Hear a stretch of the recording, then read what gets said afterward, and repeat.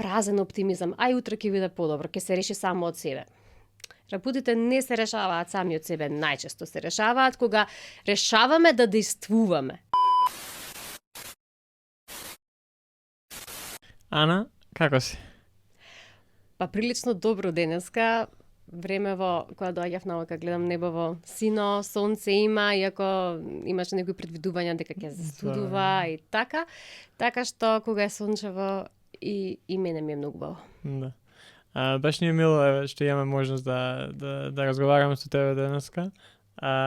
И пред да преминеме на тоа што сакаме да зборуваме со тебе, првото прашање за тебе, како и за секој гостен на подкастот Како си, што за тебе представува ментално здравје?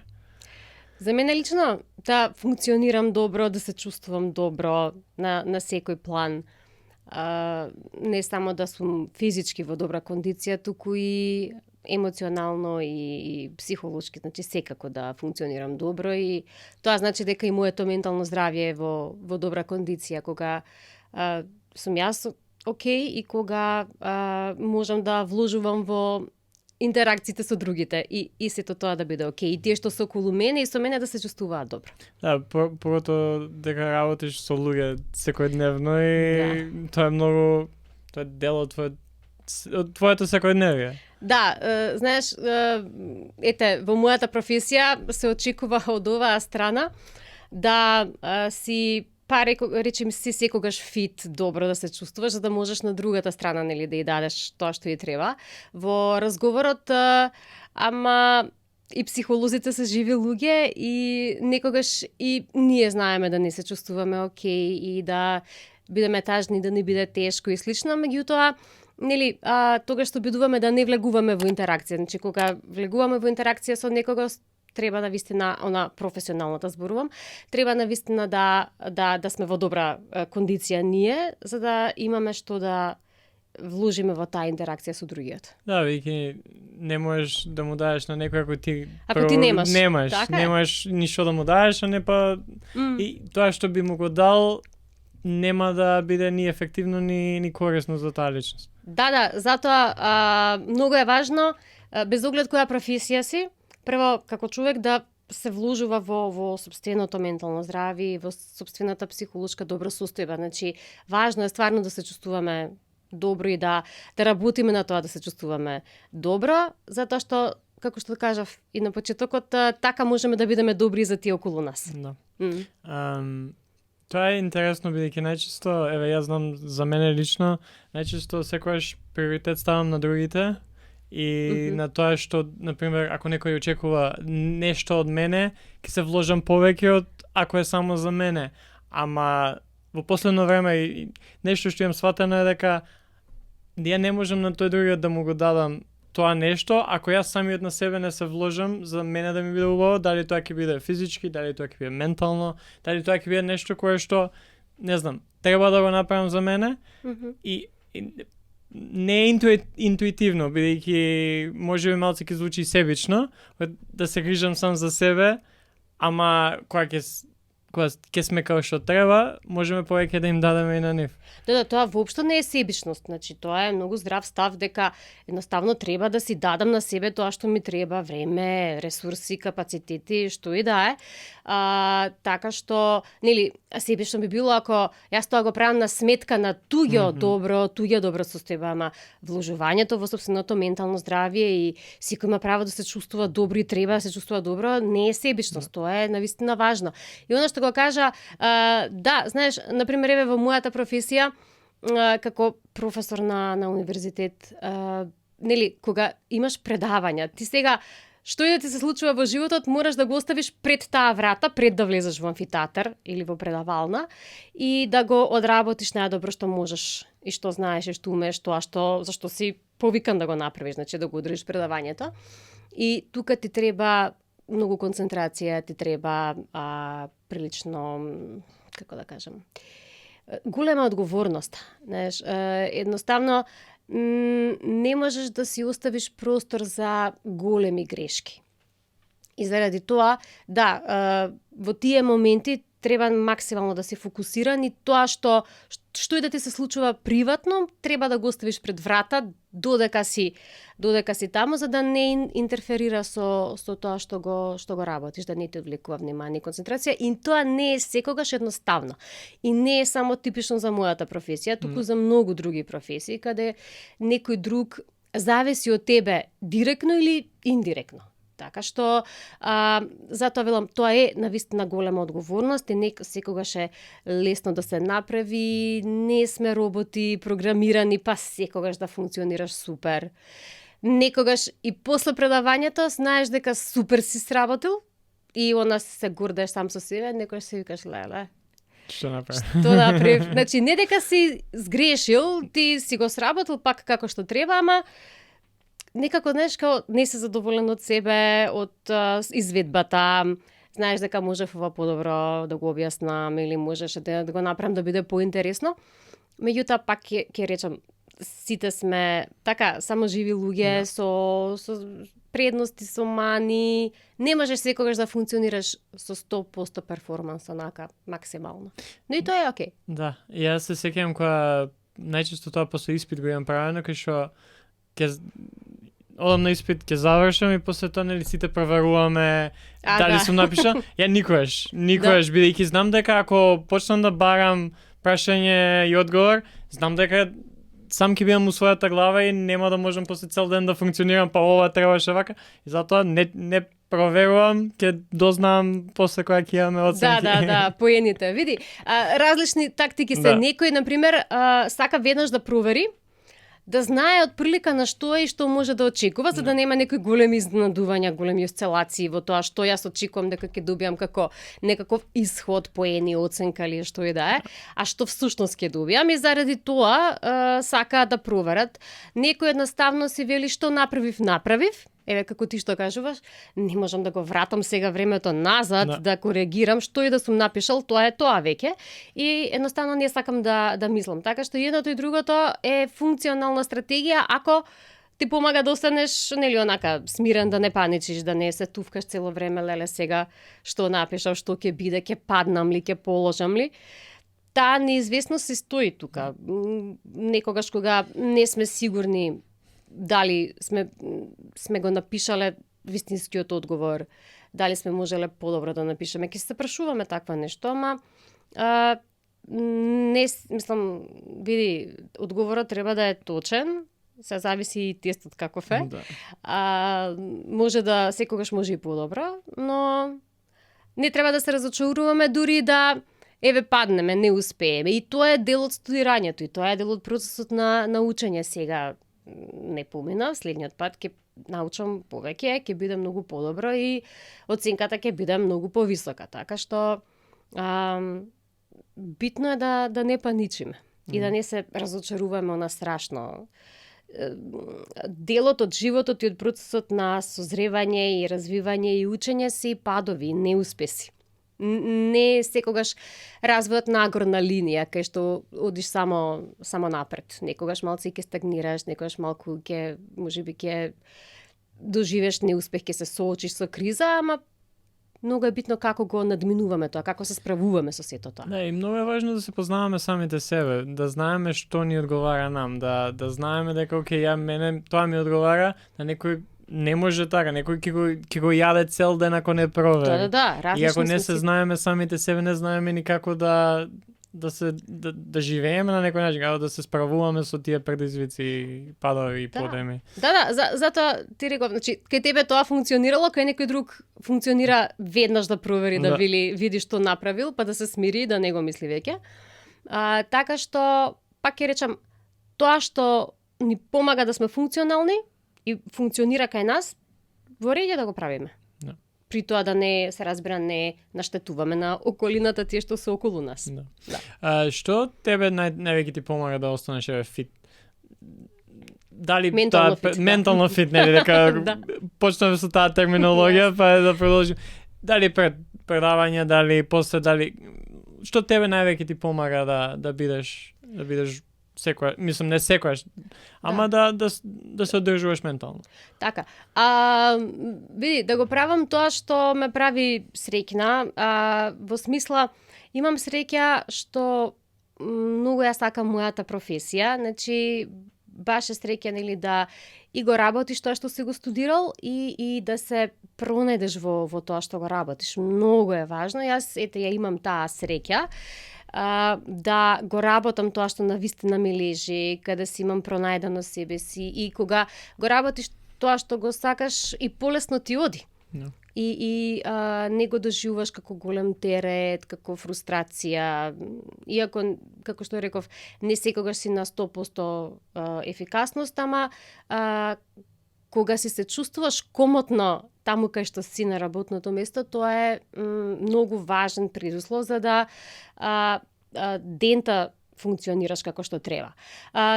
Така што тоа е едно. Друго, и тоа што многу сакам да читам и постојано да учам, ми оди во прилог на професијата, затоа што мојата професија е таква да мораш постојано да си со книга, со материјали во рака, на интернет, онлайн, да следиш што е ново. Не можеш да... Не е работа која трпи некоја комоција во смисла на тоа дека денес можам да поминам и без читање. Или ајде, денес може би можам, ама не можам цела недела без да бидам во контакт со тоа што го работам. И сега тоа некогаш знае да биде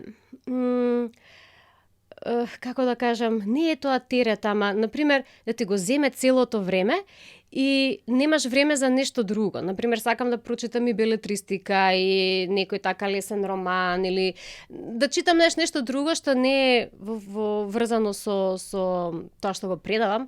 Ама, например, тоа го можам само за време на летен распуст или на зимски распуст, кога има малку повеќе време и малку слободно време и малку помалку обврски. Така што, меѓутоа, пак ќе речам, тоа е во склад со она што го работам и придонесува кон тоа да се чувствувам добро, дека не стагнирам, дека напредувам, дека постојано нешто ново учам, дека вложувам на тој начин и во својот личен развој и професионален развој. И на тој начин остануваш ментално фит. Значи, затоа што мене, например, тоа ми треба. На некој друг тоа би му било можеби многу досадно, ама мене ми е убаво. Исто така, хуморот ме прави да се чувствувам добро. Јас сум тип кој знае често да се шегува на сопствена сметка. Не дека не ги сваќам работите во животот сериозно, напротив, прилично сериозно ги сваќам, ама се обидувам да пристапувам со еден оптимистички став, ама не оној празен оптимизам во смисла на флоскула, ај утре ќе биде подобро, не го мисли сега.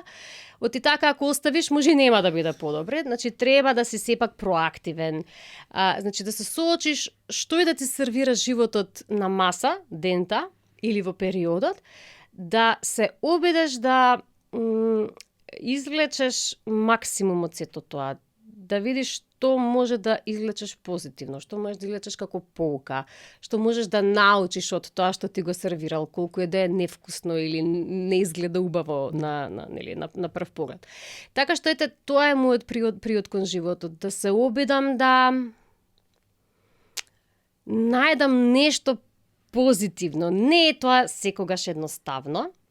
И некој ќе рече полесно е да се каже него ли да се направи. И да, некогаш да. Полесно е вака да го кажеш него ли навистина да го направиш, но кога тоа ќе ти стане дел од стилот на животот, гледање на животот, тогаш некогаш успеваш да испливаш колку и да е можеби голем предизвик. Еве, нема да го наречам проблем, оте го наречам проблем, тогаш може да биде стварно голем проблем. Ама ако го наречам предизвик, секој предизвик може да донеси нешто добро. Ако ништо друго, ќе пораснеш како личност. Затоа што, оно што го зборуваме и со студентите, до развој нема да не доведат монотони околности, монотони услови, кај што се функционира идеално. Туку ќе не доведе баш соочување со предизвици од различен степен на тежина. Тоа е оно што ни помага да раснеме, да стануваме подсврсти како личности. Да, и не секогаш можеме да одиме од 0 до 100. Од тоа да гледаме на секоја од не знам, до денес кога сме живееле на еден начин, сега од утре ќе почнеме се позитивно да гледаме. Мораме постепено да, кој што кажат, ако ти стане дел од тоа како живееш, ако се навикнеш да, окей, во ваква ситуација да реагираш на начин на кој што е малце попозитивен, со хумор, Да. направиш некоја шала, после 5, 10, 15 години, тоа ќе ти биде тебе по дефолт ќе ти биде така и нема да ти биде предизвик да реагираш така на таква некоја ситуација. Тоа е хуморот генерално е многу моќен чувар на менталното здравје. Значи, ментално по фит се луѓе кои што го имаат развиено тој здрав хумор. Значи, не да исмеваш некој друг, да правиш условно земено онака мајтап на нечија сметка, туку баш онака да знаеш да се шегуваш на сопствена сметка, да знаеш да си ја прифатиш својата несовршеност, бидејќи совршености постојат само во теорија. Во реалниот живот тешко дека ќе најдеш нешто, посебно па луѓето не сме совршени. И ако конструктивно и здраво си ги прифатиш своите слабости, своите несовршености како дел од тебе, и дури можеш да се шегуваш на сопствена сметка, значи го имаш тој здрав хумор што ти го одржува менталното здравје. И повторно сме различни сите. Некој гледа да најде и во тешка ситуација нешто малкуцка добро, некој во релативно добра ситуација ќе ти бара ама знаеш, ама ова вака, ама ова нечени, ќе тргне малце со попесимистички поглед и велам, различни сме сите како луѓе, како личности, како темпераменти, карактери. Не можеме да очекуваме дека и не треба да очекуваме дека исто ќе се однесуваме сите, така што кај мене тоа функционира, навистина и во тешки моменти функционира и ме прави така полесно можеби да испливам од сето тоа, да се справам со сето тоа, бидејќи во животот ние теоретски кризите ги делиме развојни и акцидентни. Ние развојните се предвидливи. Нив можеш да ги очекуваш дека ќе ти се случат во одреден период од животот, бидејќи помалку или повеќе сите поминуваат низ нив. Да речеме кризата на идентитетот во периодот на адолесценцијата и младоста, кога младите се бараат себе си, го формираат својот идентитет, да е развојна криза, очекувана. Ама овие акцидентните се тие што знаат да не сопнат во животот, затоа што тие се случуваат непланирано. Неочекувани се скроз. И меѓутоа што е пак доброто, ако можеме да кажеме во сето тоа, што кога ќе испливаш од таква криза, кога ќе ја решиш конструктивно, ќе пораснеш како личност, ќе созрееш уште малку плюс, ќе научиш некој можеби добар функционален стил на справување со сето тоа и следниот пат во некоја слична ситуација побрзо и поефикасно ќе се справиш со сето тоа, затоа што си станал подсврст, си го надраснал успешно. Не успеваат сите, да не се лажеме, ама ако успееме, тоа не прави посилни. Ако гледаме дека не можеме сами, и тоа е окей, ама треба да побараме стручна поддршка, така да некој биде со нас, затоа што не мораме баш ни сите предизвици во животот да пливаме сами, нема потреба. Значи, затоа се тука луѓе како што сум јас, например, и моите колеги психолози, и колегите психијатри, кои едноставно како професија се повикани да дадат, да речеме, помош или стручно да интервенираат кога на некого му треба.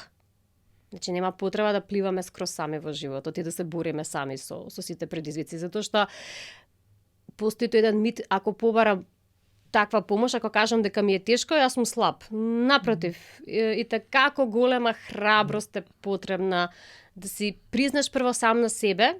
Мислам, тоа не е дури ни признание. Наставно си кажуваш, не сум окей денес. И тоа е сосема окей да не си окей. И ми треба да поразговарам со Ѓорги или со Ана или со било кој. Значи, тоа е навистина голема храброст и голема сила како поединец, како личност, да си го кажеш тоа и да действуваш. Не само да си го кажеш, туку и да действуваш. Ама првиот и многу важен чекор е да си го кажеш. Не мораш ни гласно во себе.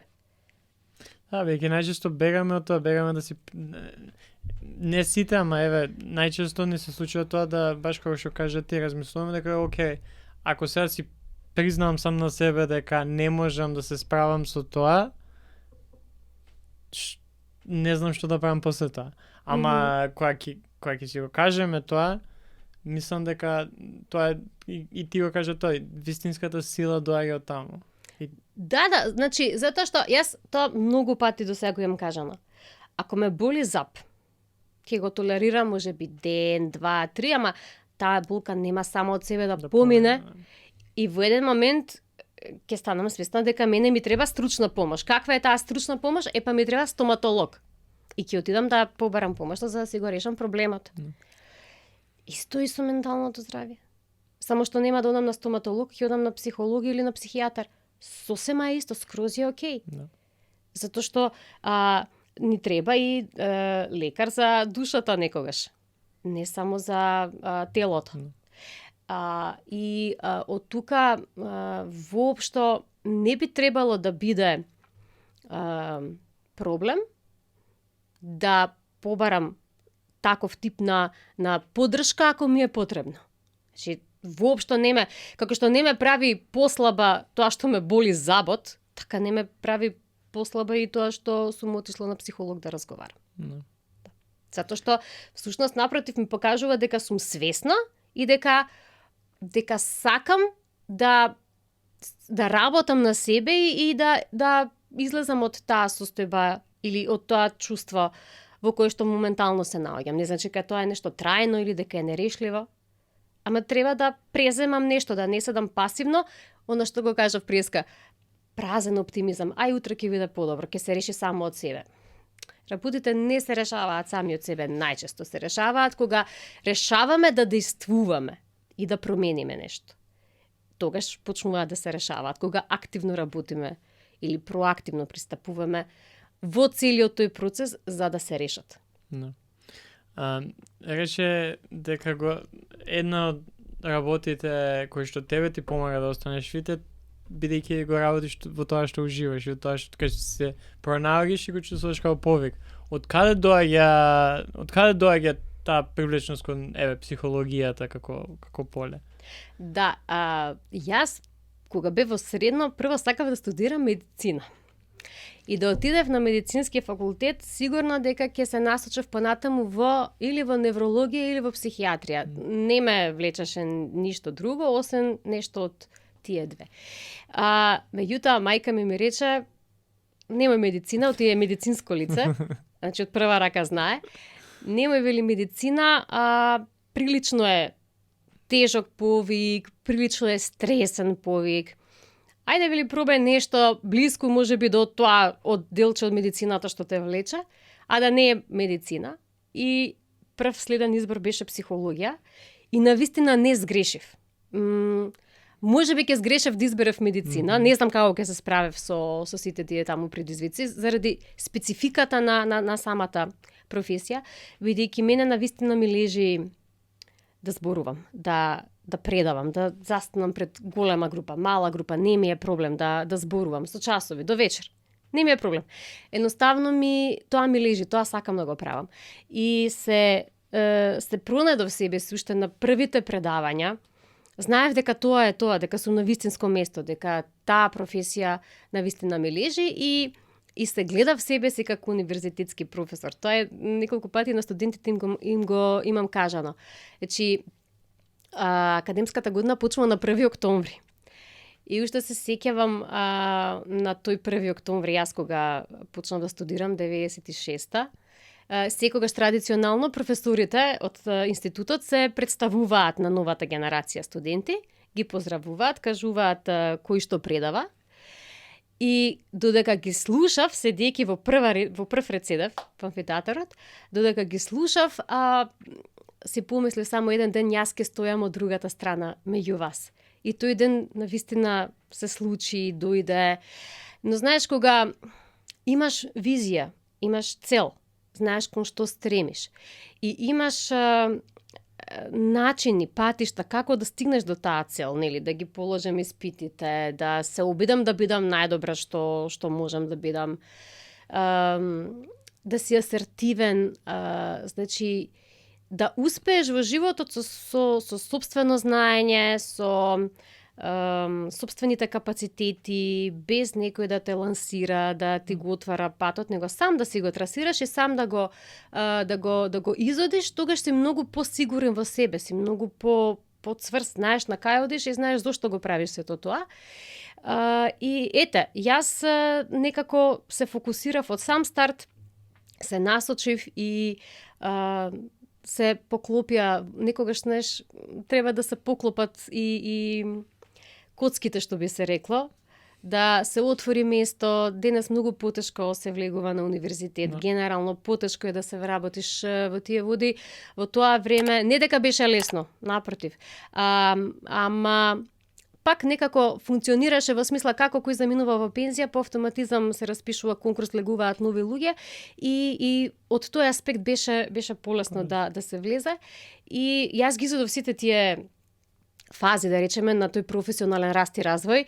Значи, почнав како демонстратор, па помлад асистент, па асистент магистер, па докторирав, станав доцент, вонреден професор и редовен професор. И сега сум редовен професор. И навистина во ниту еден момент, во ниту една секунда не се покајав. Не се покајав што токму тоа го избрав. Јас ја работам академската психологија, значи не сум психотерапевт, работам во наука, во настава на универзитетско ниво и до ден денес, иако се колку 22-3 години, ако го сметам и времето кога бев демонстратор, се веќе 23 години во академијата. И ентузијазмот уште ми е тука, ме држи. Значи, не ми се случило да станам наутро и да кажам, леле, како сега го истркам денов, кој сега кида на предавање. Не, значи, еве, се уште ме држи тој ентузијазам и не ми е напорно. Например, има и денови кога Отика нас се големи групи на психологија се запишуваат многу студенти и има денови кога имаме по 6 часа во текот на денот, едно по друго со кратки паузи помеѓу. И она изморен си на крајот, не ти се зборува веќе со други затоа што си изназборувал во текот на денот, ама и тој умор е, како ти кажам, убав умор. Да. Не дека не си изморен си, многу си изморен. Си носиш работа дома, постојано ти, кој што кажав, читаш, учиш, читаш тестови дома, прегледуваш еден колоквиум, втор колоквиум, испитна сесија, магистерски, дипломски, докторски. Ама ете, мене ми е сето тоа убаво, сакам да го работам. Ти велам, ентузијазмот уште ме држи. Например, никогаш не сум сагледала себе си во психотерапија. Тоа се оние меките, да речеме, практичарите, кои што се страшно многу важни. Академската психологија е малце повеќе во тврдите, нели, оние кои што работат наука, кои што предаваат и не работат, мислам, во пракса како психолози, психотерапевти или не работат психолошко советување. Ама мене тоа ми леши. Затоа што секој психолог по дефолт може да знае да даде психолошка поддршка, тоа сите го можеме. За тоа не е психотерапија, за тоа не ти треба посебна психотераписка наобразба, но за да бидеш психотерапевт, треба да си искован како човек, нели, да го можеш тоа, да го сакаш тоа воопшто не е едноставно и лесно, и треба да имаш посебна наобразба, дополнителна, надвор од формалното универзитетско образование во одредена психотераписка школа, за да можеш да го работиш тоа. Да.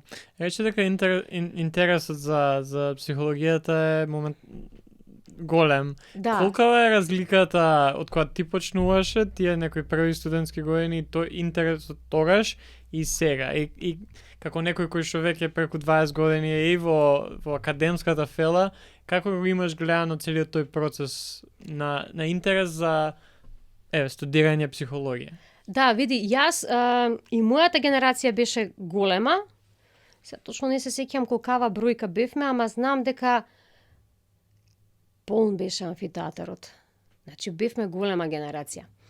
И од кога јас паметам, значи, уште од моите студиски денови, и после тоа веднаш, нели, влегување во настава, јас немам сретното, значи, за овие мои 23, ако земеш моите студии, преку 25-6 години, не сум сретнала мала генерација. Тоа било на почетокот, затоа што Институтот за психологија годинава веќе 51 година како што постои. Тоа е при Филозофскиот факултет на Универзитетот Свети Кирил и Методи во Скопје. Филозофскиот факултет е најстариот факултет во државата. Годинава славиме 105 години постоење, значи подолго од еден век постоиме. Психологија како институт постои веќе 51 година. И првите генерации биле помали од она што го слушав од повозрастните професори, ама јас, например, ти велам, не се сеќавам на мала генерација. Кога велам мала генерација која што брои 20 на 30 на студенти, не. Имало генерации по 102-30 студенти.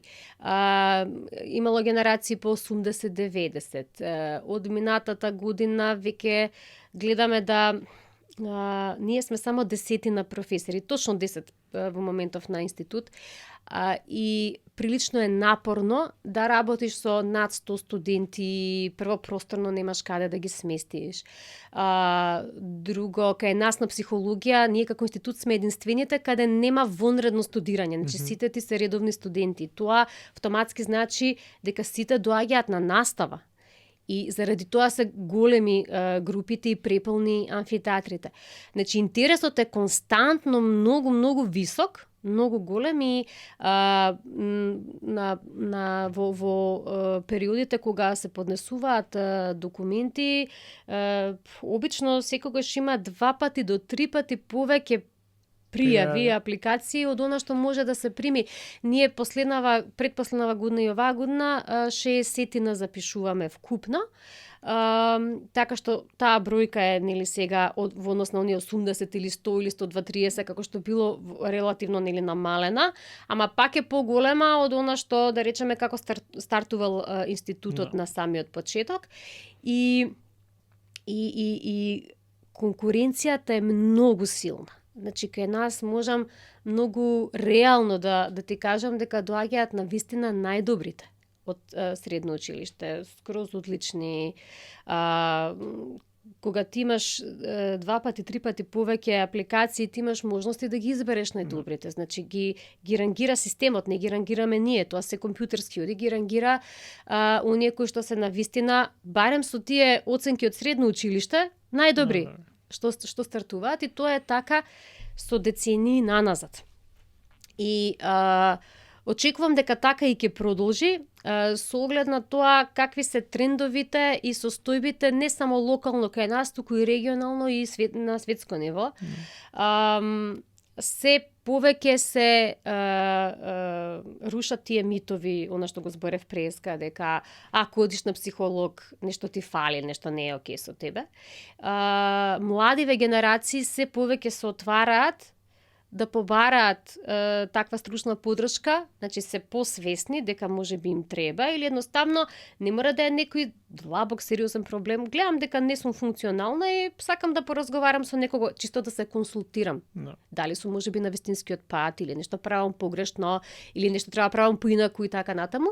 И тоа е едно, значи се поотворени да работат на себе и да зборуваат за своето ментално здравје, значи активно да действуваат.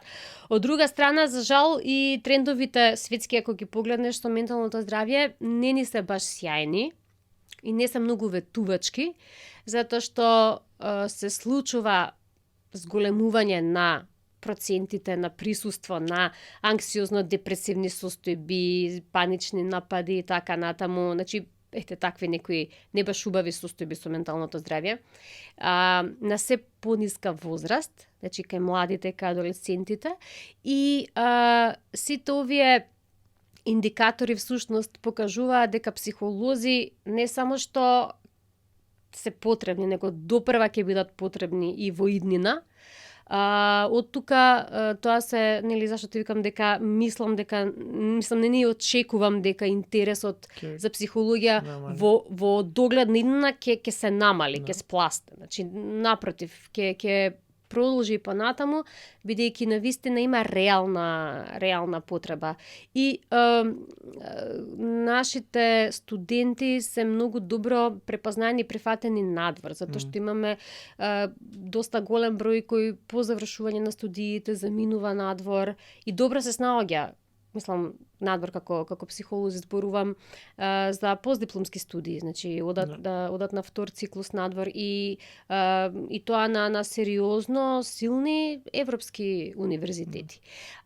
Така што имаме навистина сериозен капацитет и квалитет и кај наставниот кадар на Институтот за психологија, но и кај нашите студенти. Тоа се навистина квалитетни деца кои многу од нив, она што ти го сподели за мене, го гледам кај голем дел и од нив. Фокусирани се, знаат зашто се таму.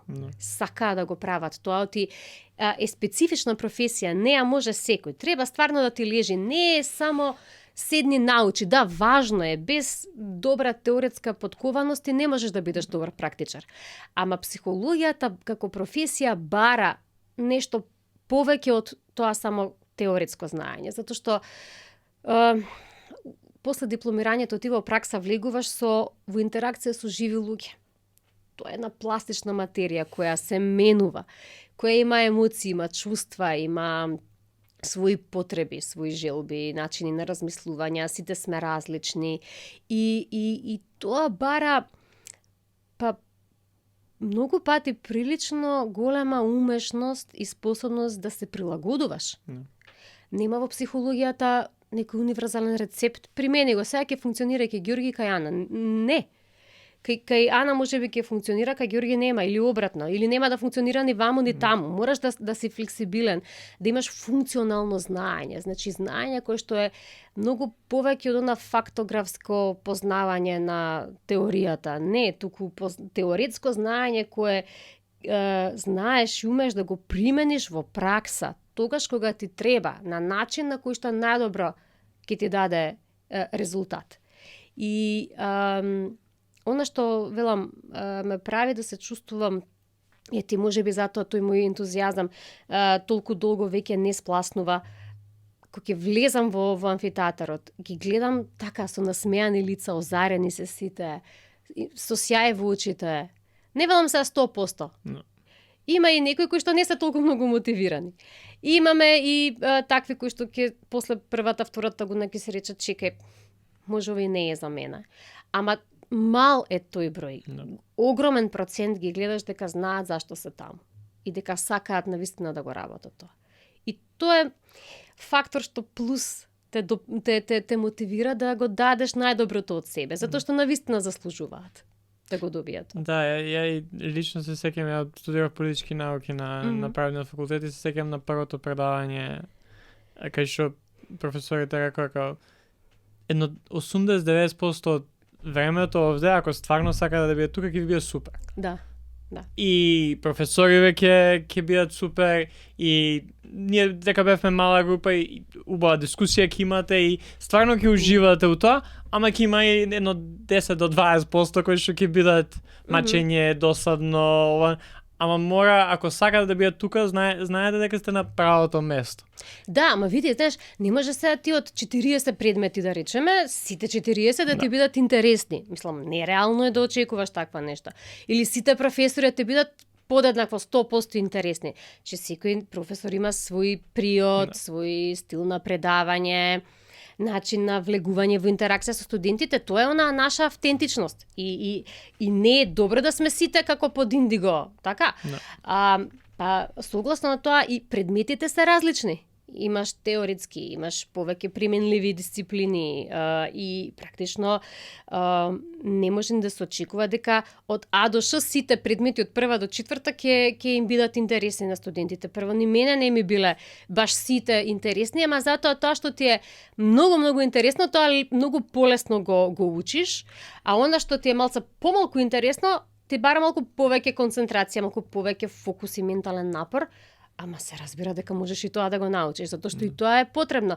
Ниту еден предмет во студиската програма не е таму паднат од небо случајно. Тоа е се ставено во функција на градење на профилот. И да речеме, имаш предмети кои било каде во светот да студираш психологија, ќе мораш да ги поминеш, затоа што се носечките столбови на профилот. И едноставно секој има свој удел во градење на тој профил и на тоа знаење кое на крај на психологот ќе му биде потребно, без оглед каде ќе се вработи. Психолог може буквално секаде да работи каде што работат, нели, каде што имаш луѓе, каде што имаш групи. И без оглед каде ќе се вработи тој иден млад колега, него тоа знаење ќе му биде потребно. Така што сосема логично тоа што и ти си го слушнал, нели, го кажале твоите професори. Да, така е. Да. Ама ако тоа е, пак ќе речам, знаеш зашто си таму, го сакаш тоа што си го одбрал како професија, ќе ти биде многу поинтересно и многу полесно. Сам ќе се мотивираш од внатре. Нема да чекаш од надвор да ти дојде мотивацијата, него сам ќе се мотивираш од внатре да сакаш да научиш повеќе. Еве баш вчера, неколку студентки, завршивме веќе со оваа недела, готово беа последните предавања за семестеров, следнава недела имаат колоквиуми и слично, и неколку студентки застанаа: професорке, може ли да ни кажете нешто дополнително, плюс од ова сега све што учевме и така натаму како материјал, каде плюс можеме да прочитаме, ама не како популарна психологија, него баш научни книги. И им кажав, мислам, се договоривме околу тоа се. Така што, еве, тоа се некои такви примери што ти покажува дека навистина знае зашто е таму и сака да знае повеќе. No. И тоа ти е внатрешна мотивација. Тоа надворешно не може ништо да те мотивира. Така како што е онаа желба да сам се надградиш уште плюс од она што е формално барање во рамки на курикулумот. Да.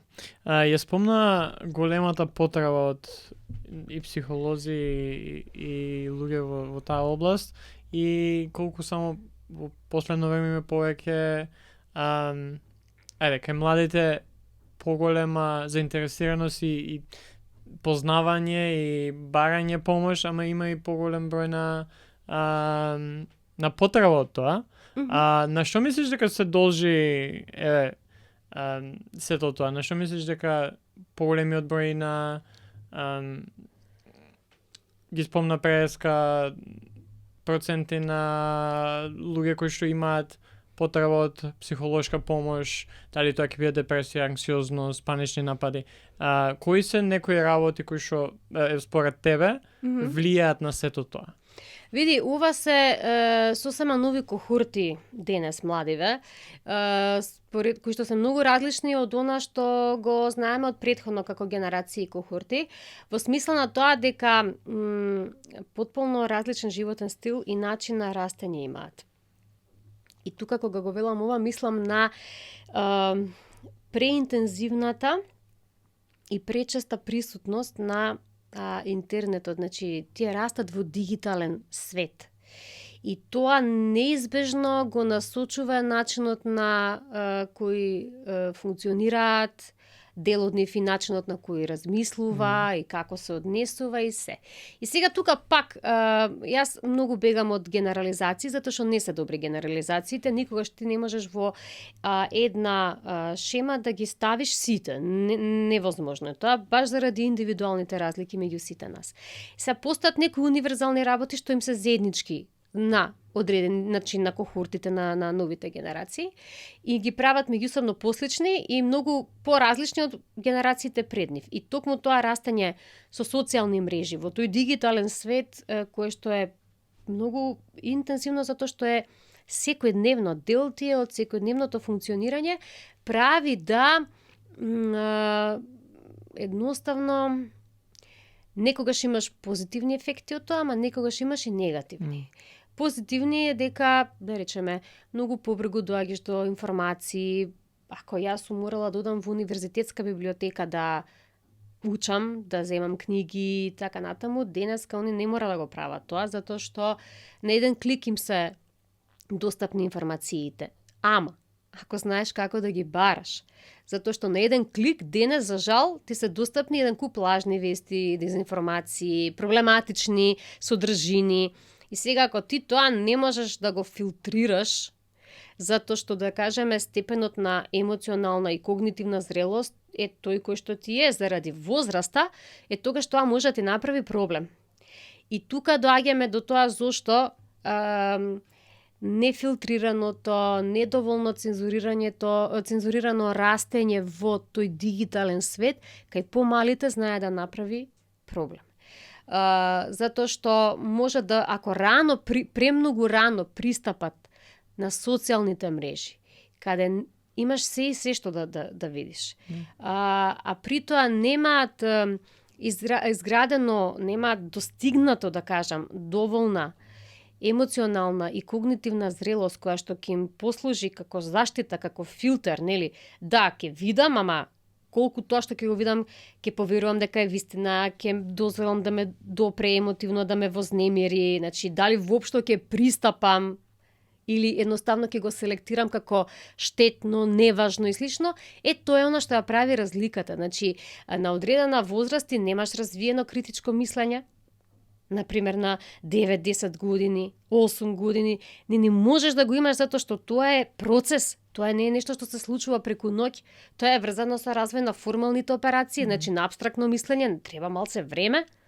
и тоа е нешто што почнува после 12-та да се развива година поинтензивно.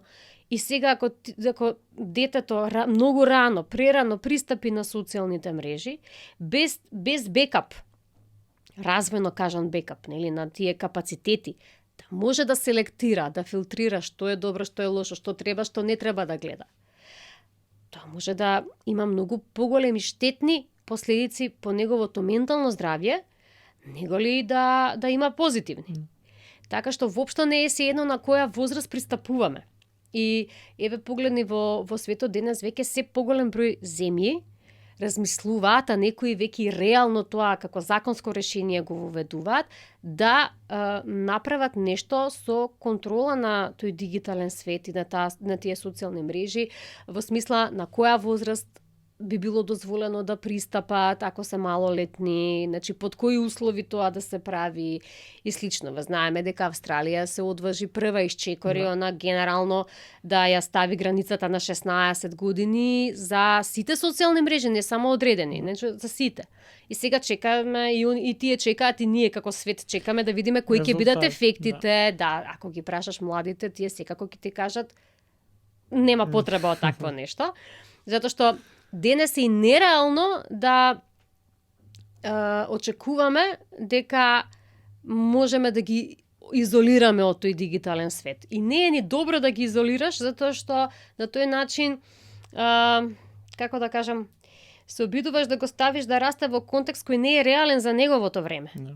И тоа исто така не е добро. Ама затоа е многу важно да се знае на која возраст се пристапува. Не само затоа што на некого така му текнало, има моќ да постави забрана.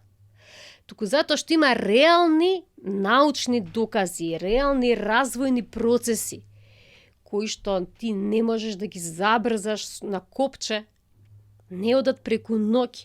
Че треба да достигнеш одредено ниво на зрелост, каква таква, за да можеш да си заштитен, поекипиран со ресурси, лични, внатрешни, да можеш да ги филтрираш тие содржини. Оти ако ги немаш тие заштитни механизми и ресурси, неселективно ќе пристапуваш и тогаш ни се случува и ќе ни се случува оно што го гледаме во пракса, имитираат ваков предизвик, онаков предизвик, гледаме вакво однесување, онакво однесување и после тоа имаме проблем.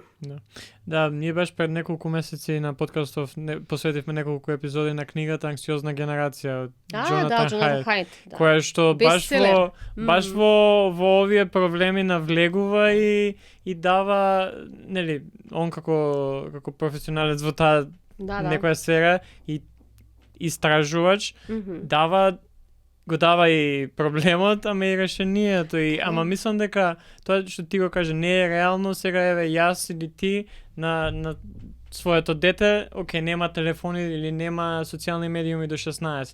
Мора колективно, како држава, како образовен систем, сите заедно тоа да направиме. Да, затоа што ако ти јас кажеме дома не може и тоа е окей, легитимно е како родител, нели велиш не може заради тоа и тоа. Пак ќе речам не затоа што сум во позиција со поголема моќ во однос на детето, па сега можам да правам што сакам, туку заради многу јасни, мерливи и оправдани причини и критериуми зошто не. Не е доволно само 20, 30, 5 мина, 10 мина, затоа што тоа дете утре во училиште ќе го види тоа што ти не сакаш да го види дома. И можеби нема да ти каже дека го видел. Значи, такви суштински, системски промени се прават генерално, че сите заедно со еден национален консензус, сите родители или огромен процент од родителите да кажат ова го следиме и го правиме вака или и вака. И само тогаш можеш да очекуваш промена, ама зашто во Австралија им успеа, бидејќи таму голем, огромен процент на родители застана и даде подршка на таа владина одлука да го направи тоа на тој начин. А Джонатан Хајт, кој што го спомна, тој ти е еден од најголемите светски имиња во психологијата денес. Тој всушност и ја покрена таа лавина која сега тргна да се движи низ светот, не од што му се сонило на човекот така, од што ете му се може дека е универзитетски професор и познат светски психолог, туку тој тоа го прави врз основа на многу силни емпириски аргументи. Он покажува трендови, не локално само во САД, туку на светско ниво. И има, ти велам, јас себе предавам развојна психологија, како развоен психолог ти кажувам дека има сериозни развојни аргументи и причини зошто, да речеме, на одредена возраст многу рано не е препорачливо. И при тоа, пред да пристапат во тој дигитален свет, треба ги наоружиш и да ги екипираш со пак ќе речам со тие филтри, со знаење, не само зошто нешто не е добро, значи дека нешто не е добро, туку зошто не е добро, значи да го разбере, не само да го прими на ниво на знаење, туку да го има на ниво на разбирање, да разбере зошто не е добро. Оти кога се помали, посебно еве да речеме во таа рана адолесценција, тоа ти е негде 12, 13, 14 година. Тоа се прилично развојно гледано критични години. Посебно што од 10 до 12, пред адолесценција, затоа што многу потпаѓаат под врснички притисок. Сакаат да бидат како другите, сакаат да бидат ин. Па ако 10 деца во класот имаат iPhone, сакам и јас да имам iPhone. Или ако овие имаат ваква социјална мрежа, сакам и јас да имам, за да не се двојам, ќе ми исклучат од групата, не сум популарен и слично. И тој врснички притисок знае навистина да направи некогаш сериозен проблем.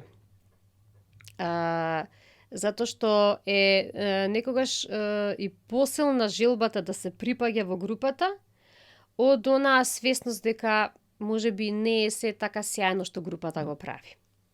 Затоа што во тој период, во тие години, им е многу потешко да не припаѓаат во врсничка група, да бидат исклучени и да немаат другари, него ли да се соочат со авторитетот на родителот и на наставникот и да се објаснуваат зошто нешто не требале да направат или не треба да направат. И јас многу го разбирам она што Хајт го кажува, значи и како родител и како психолог, како стручно лице, бидејќи навистина има силни аргументи за сето тоа, колку и да е можеби непопуларно решение помеѓу младите, бидејќи пак ќе ти кажам, не можеш да ги одвоиш скроз од тој дигитален свет, ама да влезат во него подготвени. Не само затоа што сите имаат социјални мрежи или имаат сите мобилни телефони или сите го прават тоа. Тоа не се аргументи. Кога ќе ги пуштиш подготвени, тогаш тие ќе знаат да селектираат. И меѓу нив има големи разлики. Ако се, да речеме, прилично млади, не ќе да кажам мали се мали деца, ама се прилично млади. Има и меѓу нив адолесценти кои што се многу позрели и когнитивно и емоционално и личносно, секако се многу позрели од својата генерација. И не потпаѓаат ниту често, ниту лесно на тој врснички притисок. Како го гледаме тоа? Знае да каже не. не сакам, ова за мене е, да речеме, глупаво, неинтересно, немам намера да го направам, да го имитирам, да го повторам, без оглед што, не знам, нема да бидам популарна, или нема да добиам лајкови, или аплауз, или се. Едноставно, не ми е тоа битно. Побитно ми е да се чувствувам добра, се чувствувам автентично, да знам дека правам тоа во што верувам дека е добро да го направам, или не го правам тоа затоа што длабоко верувам дека не е во ред. Имаме и такви примери. Иако се многу млади, знаат да кажат, не, едноставно, вие правите што сакате, јас си терам. И тоа е тоа. Да. Како, например, кој би бил некој твој совет на тие некои млади, да кажеме и средношколски години, имаат израснато во една аксиозна генерација, да го употребиме терминот кој што Хајд го користи. Кои се твои некои совети, бидејќи очигледно не се опремени со работите, дали ќе биде тоа критичко мислење, дали тоа ќе биде некои други работи кои што немале ни можност, а и немале како да се опремат поради социјалните медиуми, поради интернет. Што би бил некој твој совет за како да се справуваме со ситуациите денес? Да, знаеш, стварно ни е потребен еден многу системски приод заедно. Оти не може едностранно само да го решаваме. Да речеме оно што кажавме, родителите дома да го решат. Или да очекуваме дека само училиштето тоа ќе го реши. Мора да го правиме тоа сите заедно во една хармонична интеракција. Чи во училиште забранети мобилни, дома ограничено време. Не можеш да му забраниш, меѓутоа да се знае колку време може да поминува таму и уште побитно да покажеме како родители интерес што правиш ти во тој дигитален простор, значи што гледа, да сме информирани, да сме во тек со тоа што гледа. И тоа не е нешто што можеш како родител да почнеш да го градиш во адолесценција, кој ќе почне да го прави тоа. Не, туку тоа е релација која треба да почне да се гради многу рано. Уште кога е многу мало дете, со стекнување на базична доверба во таа интеракција, дека јас како твоја мајка сум тука за тебе секогаш. И кога ти е убаво, и кога ти е помалку убаво, или скроз не ти убаво. И на мене можеш и треба да ми кажеш прво со што и да се соочуваш, што и да ти е дилема, предизвик, проблем. Затоа што само така можеме да помогнеме и да го решиме проблемот заедно. Значи, ако има таа базична меѓусебна доверба, велиме ние во склоп на една сигурна приврзаност социоемоционална дете-родител, понатаму, она што развојно е очекувано да си дојде во адолесценцијата, со пубертетот, со врсничкиот притисок и се, ќе го надминеме многу по-бенигно, многу по-лесно. Нема да го избегнеме скроз, затоа што е дел од тој процес развоен, ама ќе го надминеме по-лесно, без големи стресови, без големи нарушувања во таа хармонија во меѓусебните релации родител-дете. Затоа што и тогаш детето ќе знае дека со што и да се соочи, прво треба да му каже и да побара помош или совет, едноставно не е секогаш само потребно помош, едноставно некој ще треба да разговараш. Пак ќе речам, за да провериш дали си на вистинскиот пат. Чисто како репер. Да споделиш. И тогаш во адолесценција повеќе ќе се свртат како да кажам, прво ќе отидат кај родителот, ако имаат дилема, а не кај врсникот, бидејќи да, точно е дека во адолесценција врсниците се доминантни и многу им е важно да се дружат меѓу себе и се советуваат меѓу себе. Тоа сите сме го правеле, значи тоа е сосема очекувано.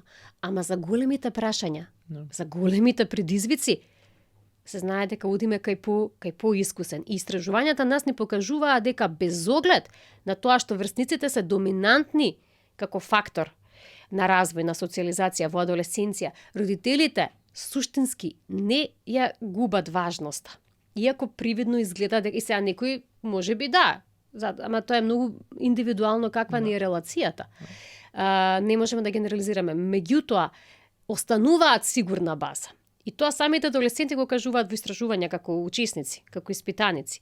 Тие без оглед што, да, врсниците ни се многу важни, никогаш не ја исклучуваат важноста на родителите во нивните животи. Пак, кога ќе загусти, кога ќе стане тешко, помислуваш прво на родителот. И тоа е многу важен податок. Сам за родителите да го знаат. Бидејќи треба да, и кога е поголем предизвик како да му се доближиш на својот адолесцент, кој сега поминува низ еден процес на индивидуација, барање на себе си, станување независен, што е повторно сосема разбирлив и очекуван развоен процес, така треба да биде.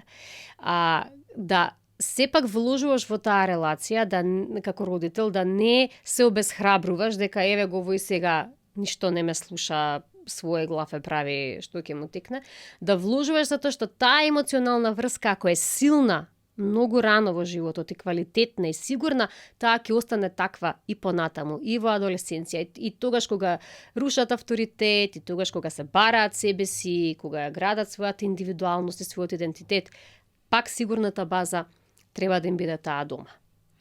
Да. И на многумина им останува. Да. Веќе сат време снимаме, има уште многу што да збориме. Ама може ќе оставиме за некоја следен разговор и некоја следна епизода. Фала ти многу за разговорот. За крај, како и со сите, кој е твоето прашање за оние што не слушале веќе сат време и не слушаат? Да. Па бидејќи сме на како си, тоа мене би ме интересирало како се денес. И можеби нешто што јас например правам, на крајот од денот, кога правам рекапитулација на денот, секогаш се обидувам да помислам на 3 убави работи дента што се случиле. Или ако не се баш убави, бар да се добри, или ако не се 3, бар да се 1-2, за да го сумирам денот, подвлекувајќи црта дека имало и нешто убаво, и нешто добро, и нешто успешно, колку и може би да бил денот тежок, напорен, долг и слично. И тоа е нешто што е убаво да се направи, затоа што ти дава едно чувство дека и денес си го поминал денот со смисла, со некаква цел и со некаква поента.